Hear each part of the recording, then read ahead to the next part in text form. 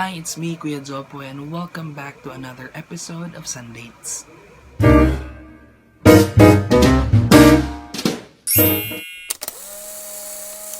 Yes, happy Sunday everyone. Welcome back again for our episode for this segment in my channel.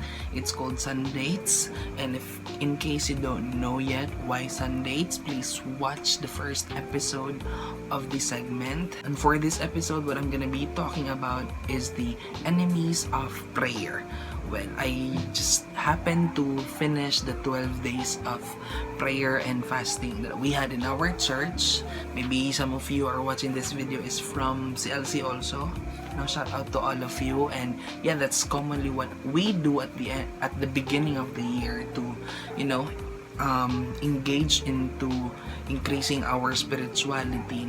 It's not a religious thing that we do every year, but it's commonly a commitment na we want to start our year right in the Lord. So we choose to consecrate ourselves to engage more into prayer and just go deeper in our relationship with God. For the last few weeks that we had our prayer and fasting, well, I just realized some of the few things. No? Yeah, just like what I said earlier, what I'm gonna be talking about or what I'm gonna be sharing is about the enemies of prayer. Kung bakit ba minsan ang hirap-hirap mag-pray.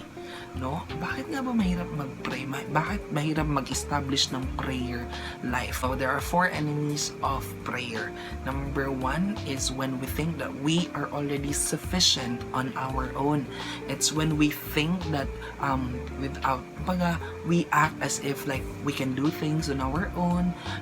There will be no prayer established in our life if we keep on thinking na we are already sufficient enough on our own. Number 2 is excuses. No, one of the things that I realized that we cannot establish a prayer life when we are entertaining so much excuses. No, when we think that ganito kasi dapat ganito, I have so much things to do, and yeah, maybe you have excuses that you think are valid, but I don't think that it is valid enough to just neglect your prayer life. For number 3, enemy of prayer is our lack of gratitude. It's when we forget or when we don't have a grateful heart for the things that God has done in our life. 4th enemy of prayer, it's familiarity. Oftentimes, familiarity happen when we are already serving the Lord for quite some time already, and we become familiar on His presence. We become familiar sa ways of the Lord.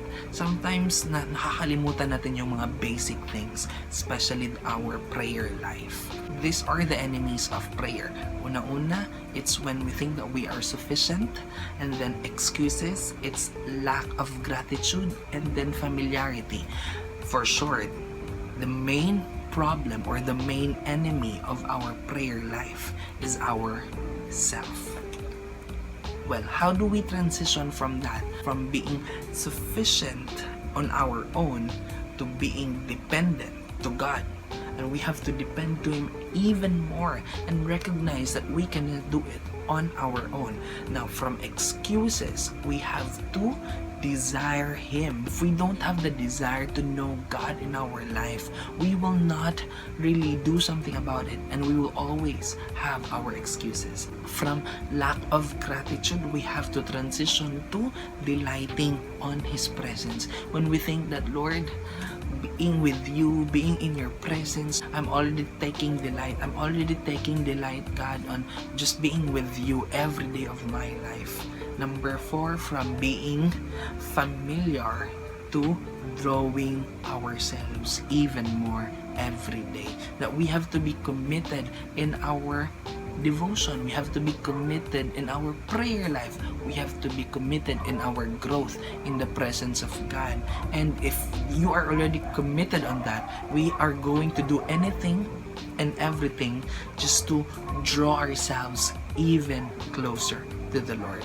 And no wonder why Jesus told His disciples in Matthew chapter 26 verse 41 says there, watch and pray that you will not fall into temptations, because the spirit is willing but the body is weak. And that is the reason why the main reason or the main enemy of our prayer life is ourselves. So today I hope that we are going to transition from those enemies to becoming a new person. I hope we can transition to become more dependent kay Lord, to just desire Him even more, to take delight in His presence, and to draw ourselves closer every day. Thank you so much for watching this video. I hope you were blessed, guys, and I hope you will all subscribe. You can comment down below if you are blessed with this video. Thank you so much, everyone. I hope you're going to have a great week, and don't forget to live the Word and love the Word. God bless you.